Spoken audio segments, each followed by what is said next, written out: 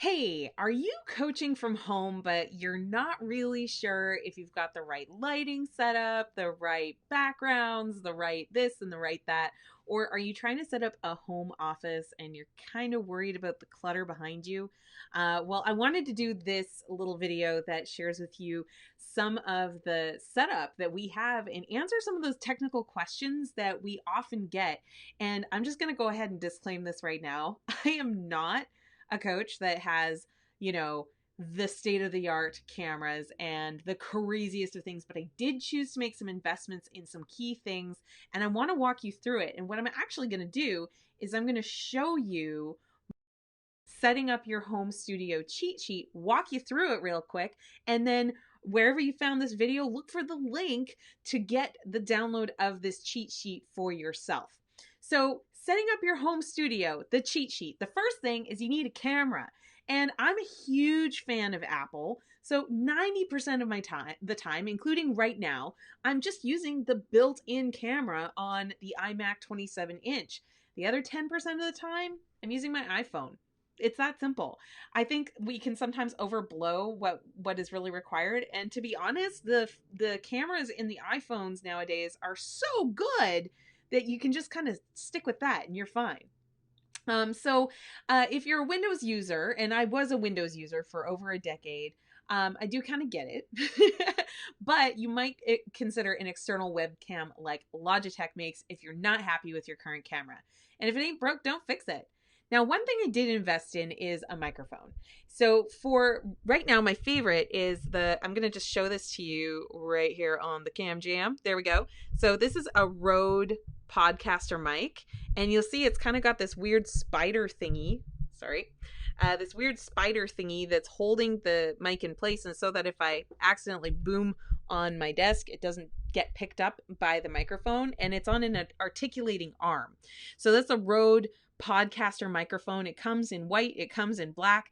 I really like it, and it doesn't come with this pop filter. The pop filter basically helps you deal with plosives, which are the popping sound, and if there's wind disrupting your sound. So by the way, these are affiliate links, so if you click the links, thank you very much. I think I get a few pennies if you happen to buy the thing, but you're welcome to Google for it if you prefer not to click my links. That's cool.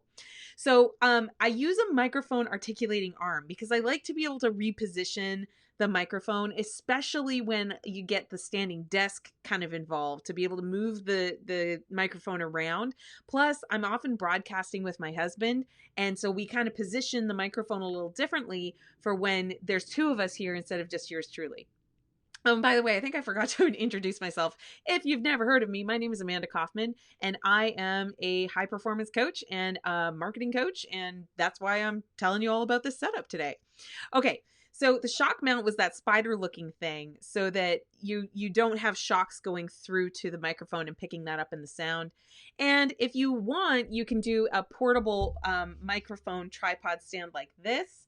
And I actually got this with my Audio Technica travel microphone. So this is really small. It was actually a gift from a podcaster, and I love it. It's really portable. Came with everything I needed right in the box, including that little stand. So it's not too expensive either. So that's a really good alternative if you don't want to invest in the Rode.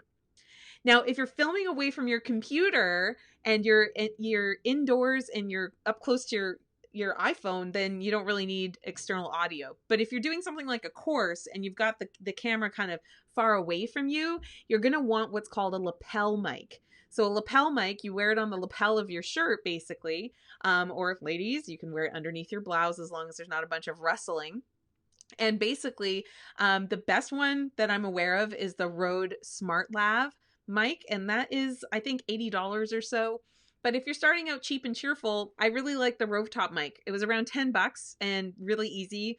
And just remember that if you're plugging it into your phone and you've got a lightning port, you're going to need to get the adapter from Apple.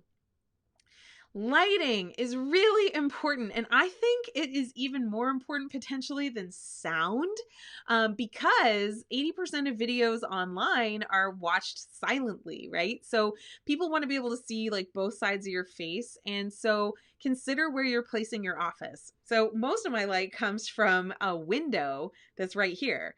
And it's just that simple. But then the rest of the room is pretty dark. So we've brought in some lighting here. My first and favorite light is the Diva Ring Light Supernova because it's big, it's dimmable, and I often film with just that light. And it came with a tripod stand to secure your light on, and it's got a little holder for your phone. It's awesome. Now, if you're doing a scene with a green screen, or you want to film yourself at a whiteboard, you're going to want a lighting kit that either has light panels, like LED light panels, which are more expensive, or you can go the cheap and cheerful route, and that's actually what we have lighting up the green screen behind me. Because if you get really close to the green screen and there's a lot of shadow, it really interferes with the computer's ability to discern between you and the green screen. So we light up the screen behind us and get rid of the shadows. Pretty cool, huh? So the thing is that I got this kit, and I gave you a link to the kit that has the soft top boxes and the curtain that we have, like, because behind here is like a normal suburban house hot mess. Okay, but I'm projecting through Ecamm, and I'll talk about software in a second. And there's a green screen behind me that allows the computer to discern between me and the green screen. So I did all of that in this little kit, and it was like $150 at the time. So I'm not sure exactly what the price was on the link that I gave there, but it's darn close. I was looking for something cheap and cheerful.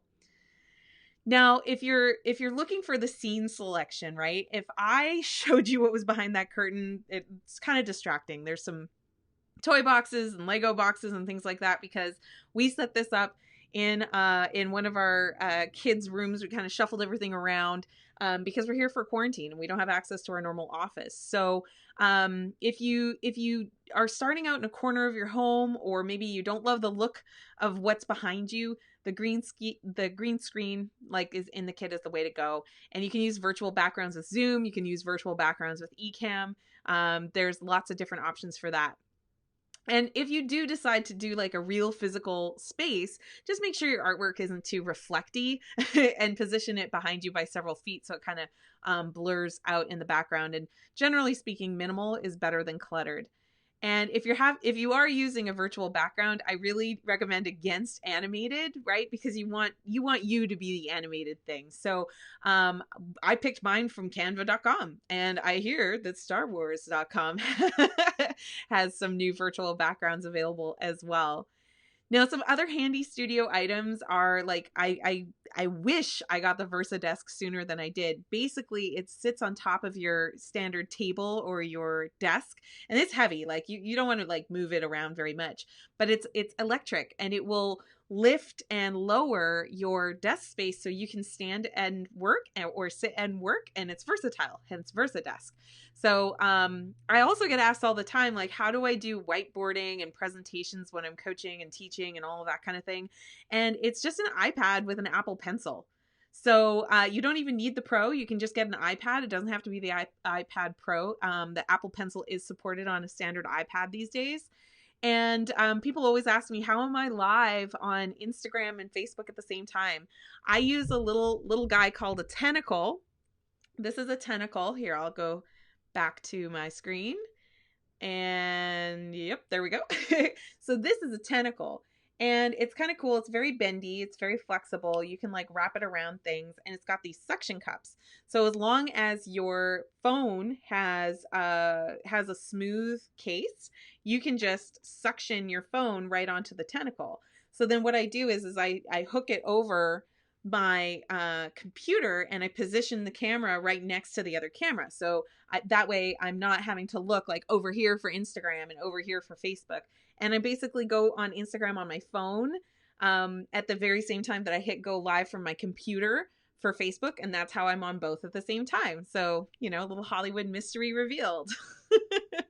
Okay. So I also thought, I was putting together how do you set up your home studio. I also wanted to share with you some software that I won't be canceling anytime soon.